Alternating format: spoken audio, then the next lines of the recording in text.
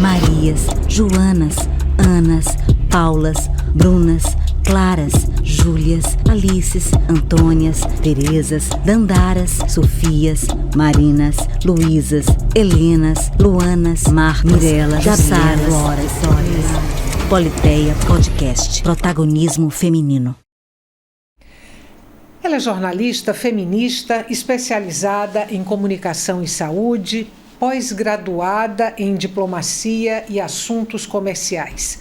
É também cofundadora e coordenadora geral da Gestos, Soropositividade, Comunicação e Gênero, ONG criada em 1993 com o propósito de defender os direitos humanos das pessoas vivendo com HIV/AIDS. Alessandra Nilo é a convidada de hoje do Politeia, o nosso podcast sobre protagonismo feminino. Bem-vinda. Muito obrigada, Estela. Grata pela sua presença, por dividir aqui com o Politeia o seu tempo e a sua disposição. Vamos lá.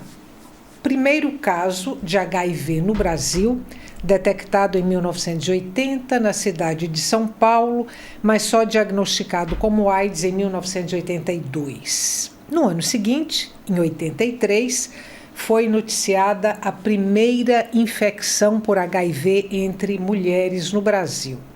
Exatos 10 anos depois, ou seja, em 1993, você fundava a Gestos aqui no Recife. O que te levou àquela época a essa iniciativa? Eu perdi um amigo para AIDS e nós éramos todos muito jovens e naquela época não tínhamos acesso, não existia internet, não era um acesso rápido à informação e eu não entendi o que aconteceu. E foi muito difícil porque foi um daqueles casos clássicos e, infelizmente, às vezes até ainda recorrente, em que a família tranca a pessoa que vive com HIV/AIDS na sua casa, impede que os amigos e as amigas os visitem, então fazem um processo de isolamento e morte social que agrava ainda mais a condição da pessoa. E a última relação, o último contato que eu tive com ele foi uma tentativa de telefonema onde ele falava da tristeza dele pelos pais não deixarem que ele saísse mais de casa, nos encontrasse, e aquilo ficou. Então eu resolvi entender o que era. O que era AIDS, por que isso e por que essa pessoa estava sendo isolada daquela forma.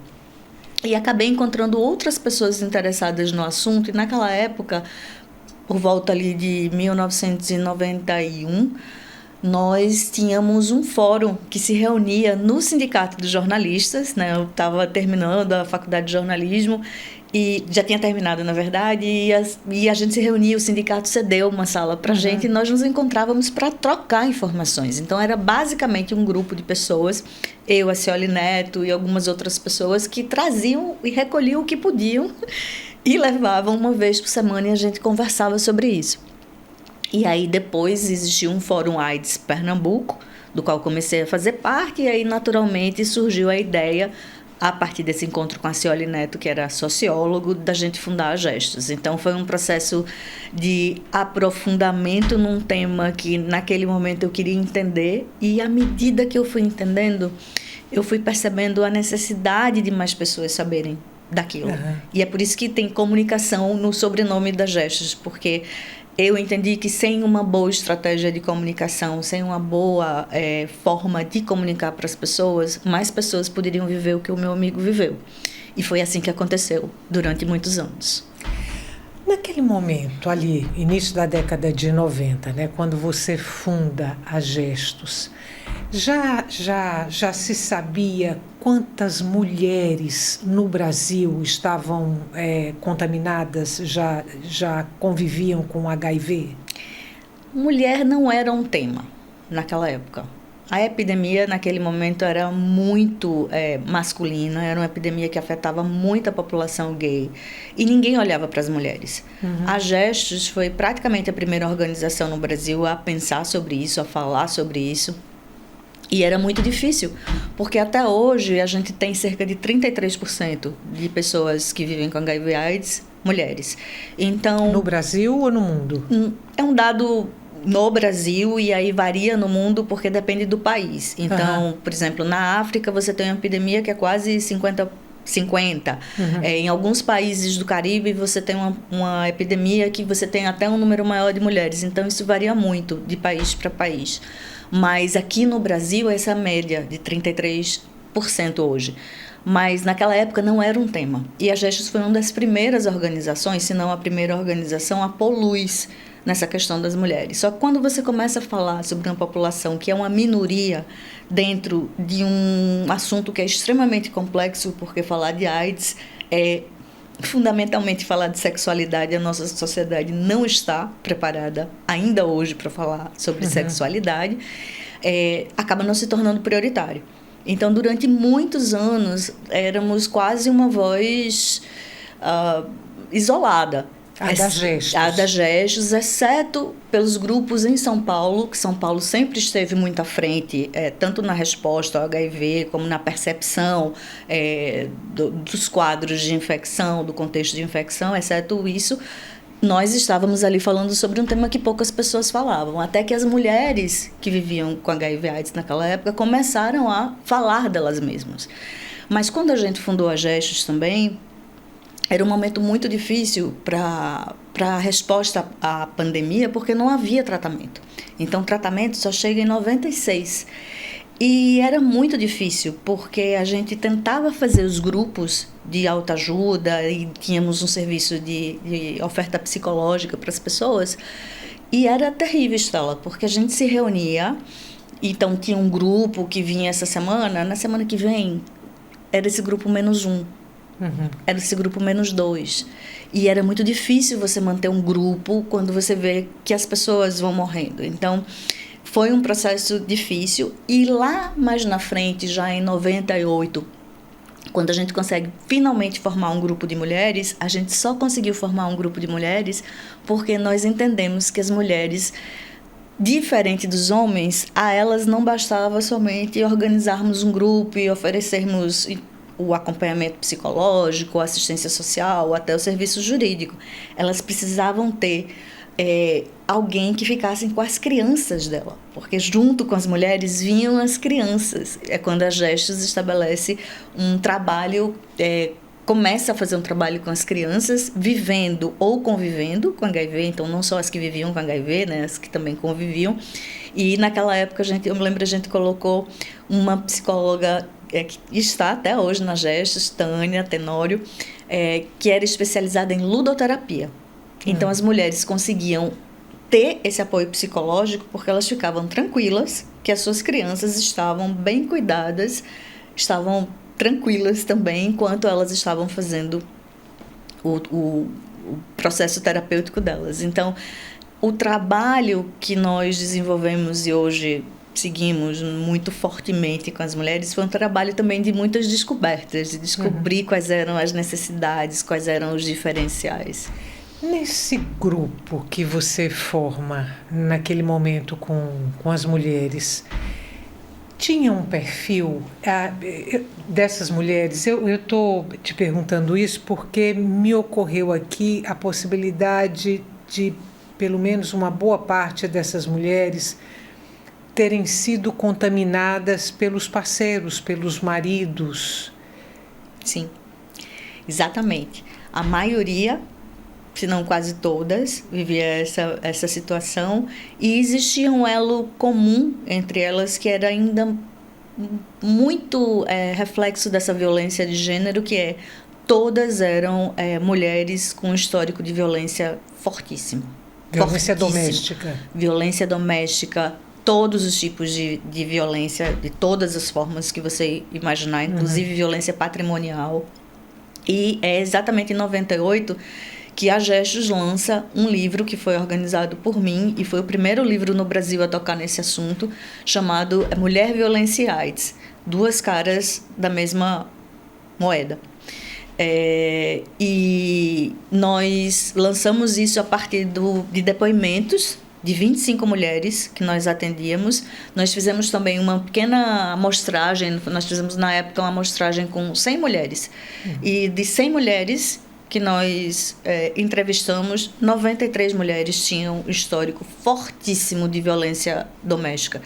E eu fiz um vídeo, né? Eu sou também documentarista e, enfim, fiz vídeos a minha vida inteira e eu transformei essas histórias em vídeo, inclusive captando entrevistas de mulheres de outros países, e os depoimentos são incríveis. E uma delas que nós atendíamos e que acabou já falecendo, eu nunca vou esquecer essa frase, isso foi em 98. Ela disse: eu não conseguia entender onde eu estava, nem o que acontecia comigo, porque desde criança eu apanhava do meu pai.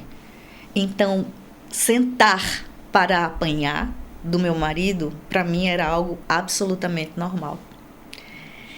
E, assim, esse livro foi um livro que foi... Até hoje eu fico, assim, rindo um pouco de nervosa, porque eu me lembro que para escolher os depoimentos, né, que a gente só publicou 25, mas foram muitos. Eu me lembro, e eu tinha que um pouco resumir, né? Porque os depoimentos eram longos e eles precisavam caber num texto. Eu me lembro que, assim, eu fazia um depoimento e eu chorava. Eu chorava. E depois de tudo aquilo, eu disse, não, a gente precisa falar mais sobre isso, né? Então, é quando a gente começa, não só no trabalho local, mas nas ações internacionais, também levar o tema das mulheres, e a Gestos foi uma das pioneiras a levar isso para as Nações Unidas e para fazer com que resoluções que vinham sendo debatidas de AIDS tivessem capítulos mais fortes e orientações mais fortes nas políticas para as mulheres. Deixa eu tirar uma dúvida aqui para você. O livro, os depoimentos foram de 98 e o livro foi publicado em 98 ou foi publicado 98. 98. Sim. Essa relação de violência de gênero, AIDS, vocês percebem ainda hoje? Sim. É possível fazer essa associação? Absolutamente possível, porque a violência de gênero, ela é mais visível. Eu acho que existe... hoje em dia, a gente vê que mais denúncias são feitas porque mais políticas públicas, mais serviços, mais programas foram colocados à disposição. Então, na medida que a sociedade começa a falar mais, o tema é mais visibilizado. Isso, de alguma forma, ajuda a inibir. Então, quando a gente aprova, por exemplo, a Lei Maria da Penha, claro que ajuda a inibir os perpetradores, né, de violência, mas isso de forma alguma acaba, porque isso é uma situação naturalizada historicamente. E é muito difícil tratar da violência de gênero. Os nossos números são absurdos. Então, o Brasil é um dos países do mundo que tem primeiro lugar em feminicídio. Nós somos, na verdade, somos o 4º país do mundo proporcionalmente, né, em feminicídios. Somos um país que historicamente se reproduz as relações desiguais de gênero. Nós temos dificuldade em salários iguais para homens e mulheres.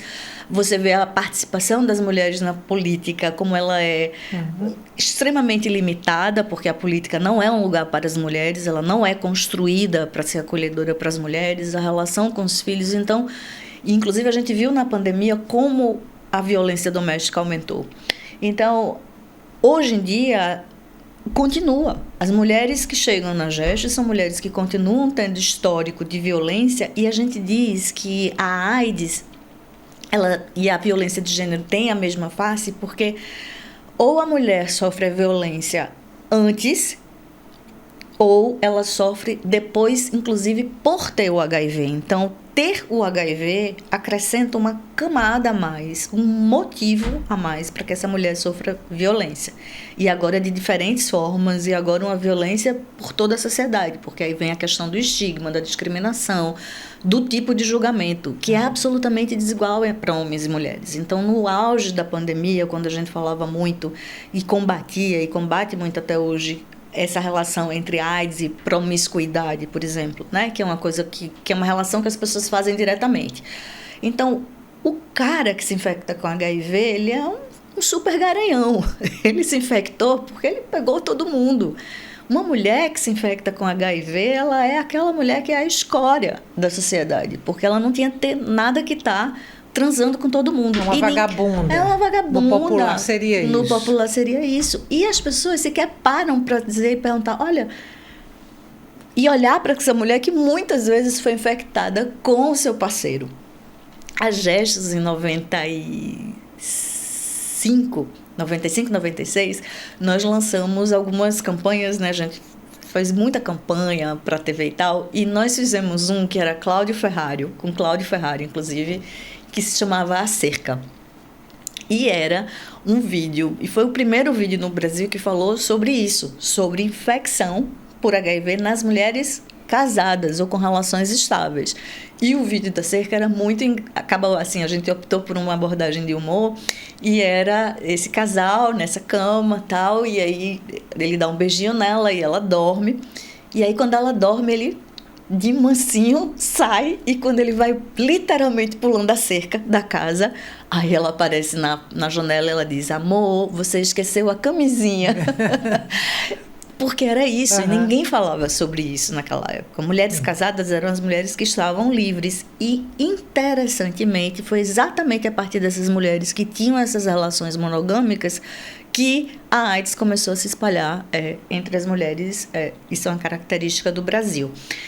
Se falava muito nas profissionais do sexo, e naquele momento de pandemia, as profissionais do sexo foram parte de um grupo muito acompanhado, muito estudado, então chegou muita informação para elas.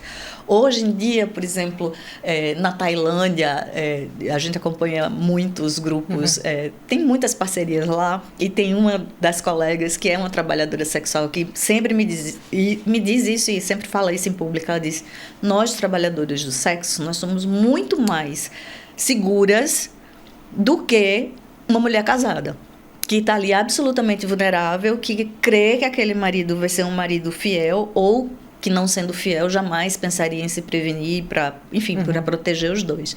Então, é um tema muito interessante, é muito rico essa percepção, e a AIDS afeta de maneira muito diferente os homens e as mulheres. Alessandra, em 2022, aí você vai me corrigir se a minha data não estiver errada, se não foi exatamente nesse ano, mas em 2022, salvo engano, a Gestos foi classificada como uma das 100 ONGs mais atuantes e melhores do país.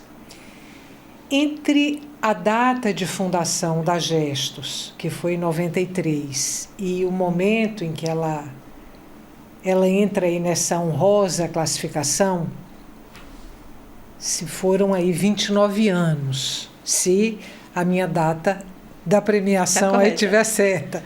Aí se passaram aí 29 anos. Eu queria que você me dissesse, ao longo desses 29 anos, qual foi a trajetória da Gestos, a curvatura de ações e a sua trajetória pessoal nesse engajamento. Uau! Bom, quando nós fundamos a Gestos, basicamente nosso objetivo era: vamos cuidar dessas pessoas, porque essas pessoas não têm a menor condição de nada, não têm acesso a serviços públicos, vamos cuidar, vamos informar a sociedade. Então, era cuidar e prevenir, basicamente. Com o passar do tempo, a gente foi se aprofundando no debate sobre direitos sexuais, porque não dava para a gente tentar falar para uma sociedade sobre sexualidade, quando, na verdade, o debate sobre direitos sexuais não avançava. E, nesse processo, nós fomos... E aí a Gestos começou a participar, sempre participou dos conselhos locais, de conselhos nacionais, sempre teve uma relação muito direta com o Ministério da Saúde, que o Brasil estabeleceu o melhor programa de AIDS do mundo, então é um país extremamente...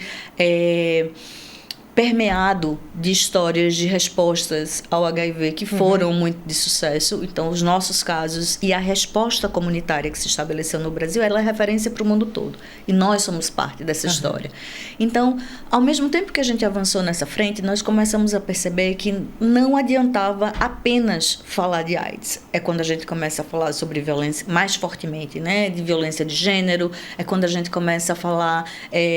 de direitos como um todo, e nós começamos a perceber que, sem tratar dos determinantes sociais e econômicos que fazem as pessoas mais vulneráveis para o HIV, a gente não conseguiria chegar ou alcançar a nossa missão, que é realmente uma sociedade livre do HIV e que as pessoas vivam sem estigma, sem discriminação, etc.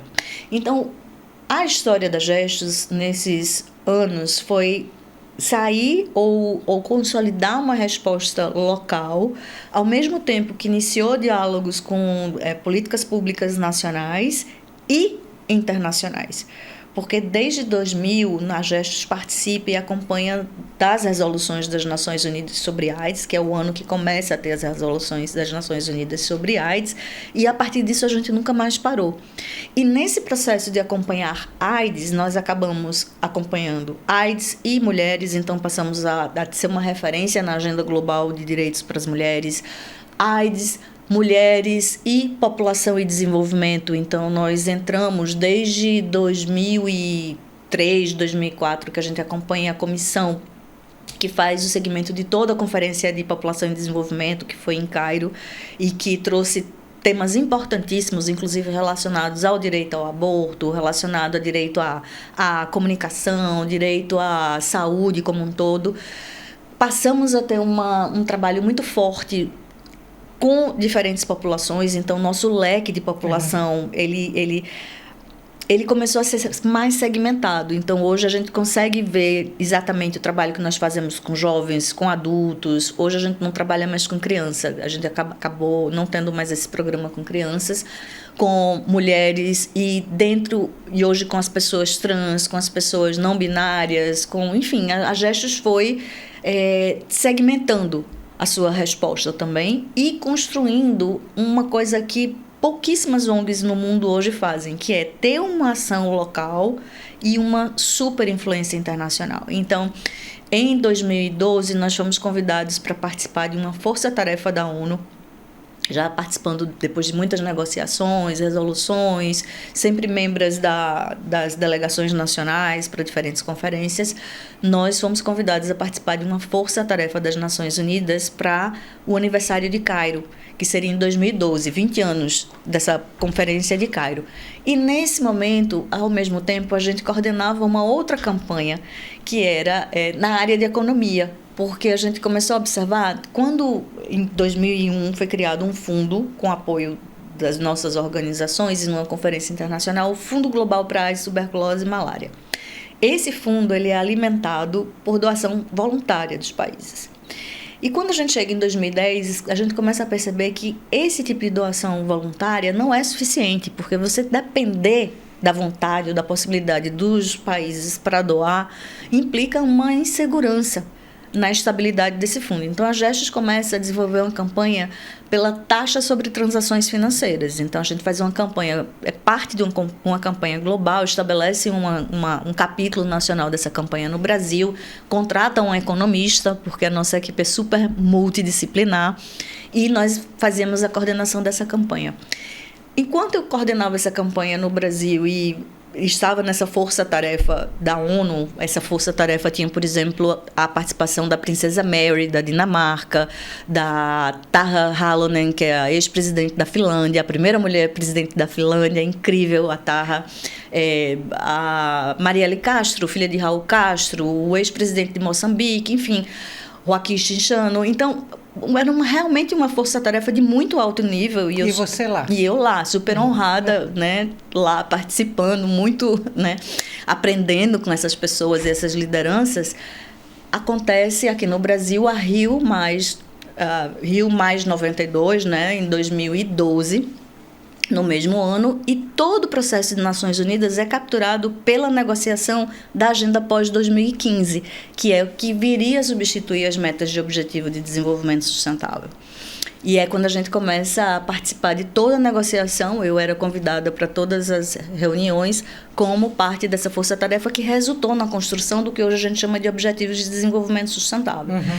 E nesse meio tempo, desde 2010, a Gestos acompanhava também o G20. A gente já começava a acompanhar o G20 por conta dessa campanha sobre taxas sobre transações financeiras. E 2013, durante a presidência da Rússia, é formalizado o C20, que é o Grupo da Sociedade Civil para a negociação com o G20, e este ano passado nós fomos eleitas, depois desse tempo, Sherpa do C20, porque o G20 esse ano acontece no Brasil. Então, o interessante da Gestos, eu acho, Estela, é falar de uma organização que continua tendo a luta, a resposta ao HIV no seu DNA, como sendo a sua agenda principal, mas que tem conseguido, inclusive, sobreviver e ter uma relevância internacional, porque a gente trabalha com todas essas agendas de desenvolvimento que são estruturadoras para as respostas nacionais. Então, é uma pauta capilarizada hoje. É uma pauta capilarizada, mas ela não é você levando AIDS para todas essas agendas. É você trazendo todas essas agendas para sedimentar, conseguir garantir uma resposta estruturada para a AIDS. E a GEST se tornou uma super referência nessas agendas. Vou trazer uma frase sua aqui, que eu acho que vai ao encontro disso que você está dizendo. Só enfrentando as desigualdades estruturais será possível vencer a AIDS. Sim. Por quê? Porque a AIDS afeta as pessoas mais vulneráveis. E esse tipo de vulnerabilidade, em que em algum momento estava muito mais relacionada à orientação sexual que você tinha, já não é mais isso.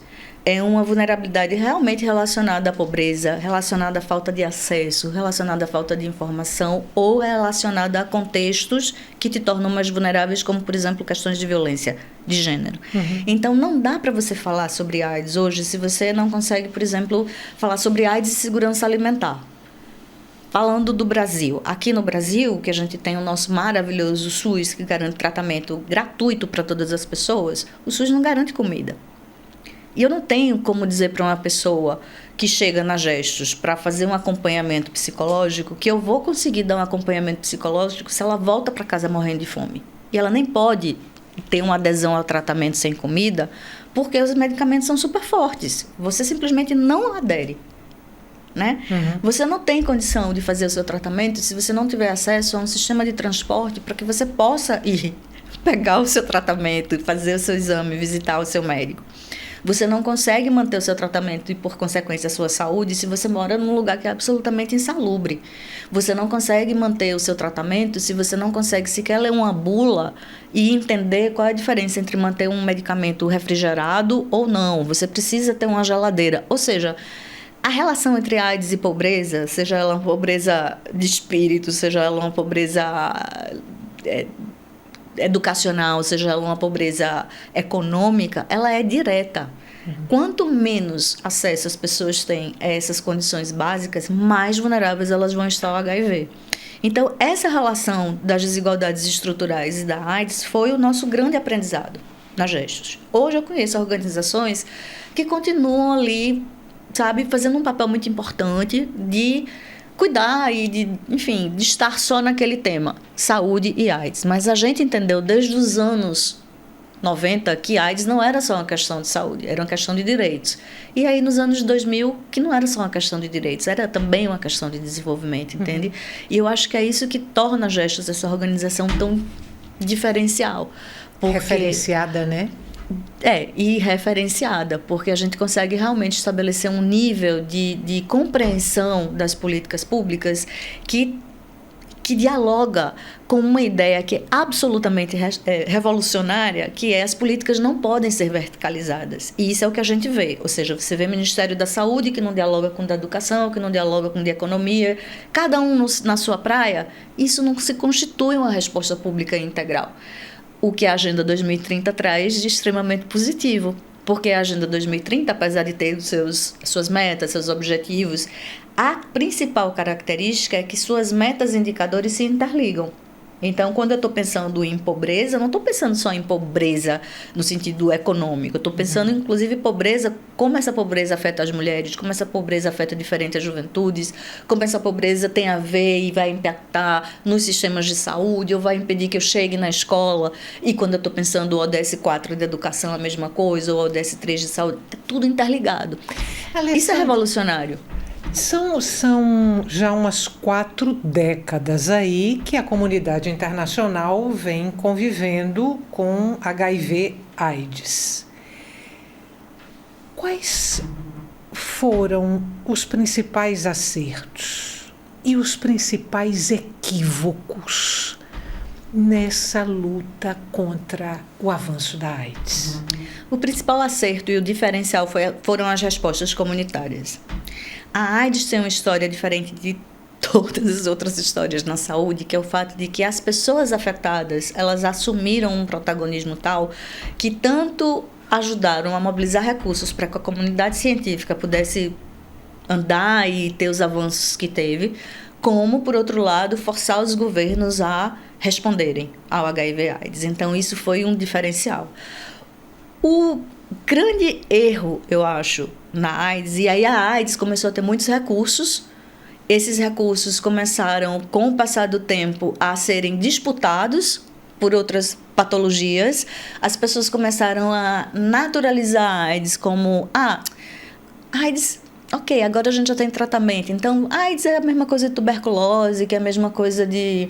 Enfim, houve uma naturalização da AIDS que, na minha opinião, foi, na opinião de vários de nós, inclusive, foi um grande equívoco, porque até então a gente conseguia ter programas verticalizados no sentido de que tinham programas específicos para a AIDS, onde você tinha a possibilidade de acessar recursos públicos para fazer ações em HIV/AIDS, e você tinha, em todos os países do mundo, programas nacionais de AIDS que eram muito poderosos.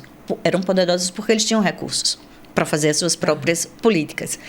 Quando começa essa junção com os outros temas e essa naturalização, e você perdendo o poder político, a AIDS sai de cena. Isso aconteceu, na minha opinião, muito cedo. Não era para ter acontecido. Foi agravado com a pandemia da Covid-19, isso? Não, isso já vem de antes. Mas não houve um agravamento? Não, isso já vem de antes. Isso já foi mais ou menos ali 2005, 2006, começa essa modificação. E aí você perde, quando esses recursos começam a ser misturados e distribuídos, você perde uma coisa que é importantíssima, Estela, que é a capacidade de monitoramento. Sim.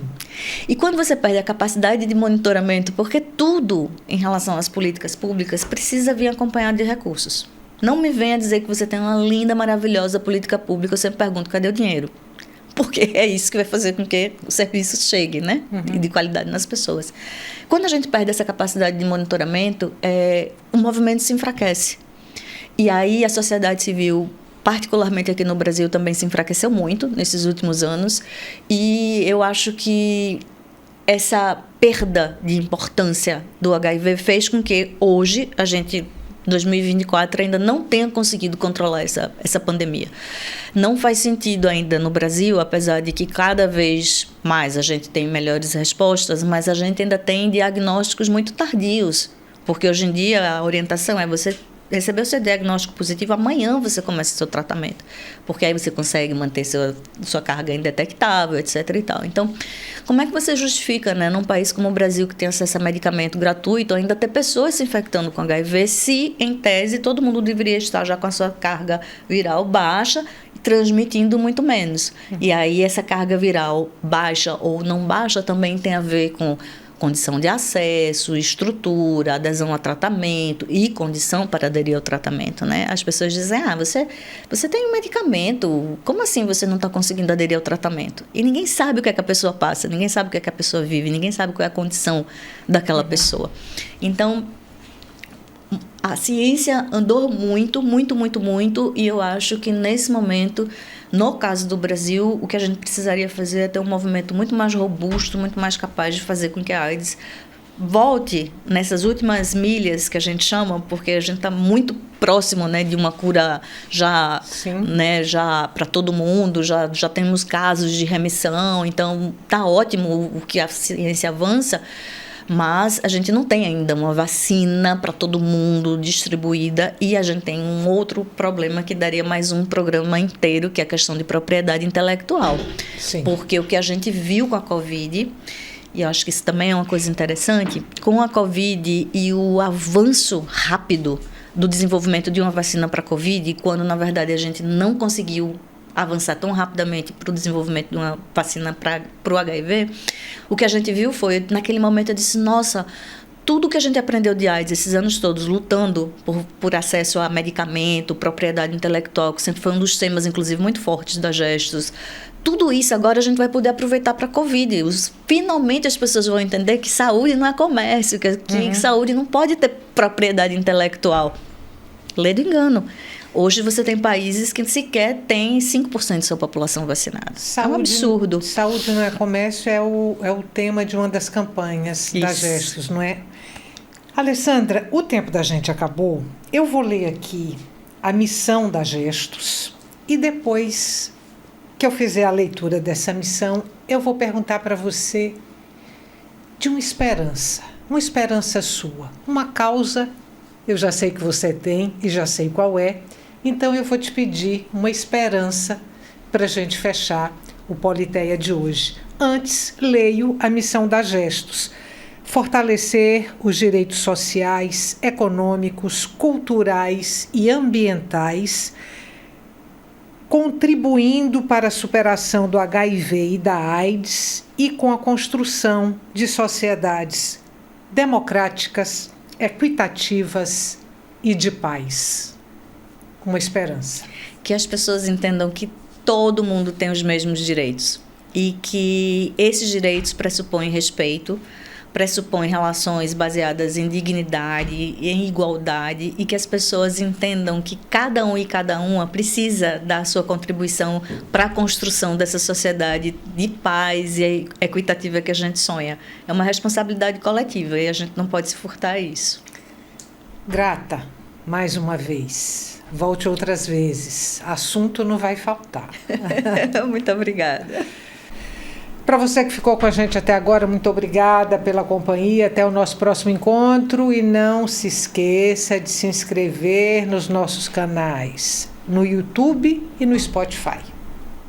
Que nada nos defina, que nada nos sujeite, que a liberdade seja nossa própria substância, já que viver é ser livre. Simone de Beauvoir. Equipe técnica deste episódio: apresentação e pesquisa, Estela Mari Saldanha. Idealização, direção e edição, Fernando Lobo. Coordenação de produção, Marcelo Rios. Assessoria de imprensa, assistente de pesquisa e produção executiva, Patrícia Braga. Câmeras, João Paulo Mageiro e Vitor Santana. Designer gráfico, Alice Lobo. Designer de animação, Ailton Nativo. Make-up, Tasha. Administrativo, Cláudia Pedroso, Alice dos Santos e Eliane Ribeiro. Voz da abertura e créditos finais, Cira Ramos. O Politeia Podcast é gravado nos estúdios da Videotape, Recife, Pernambuco.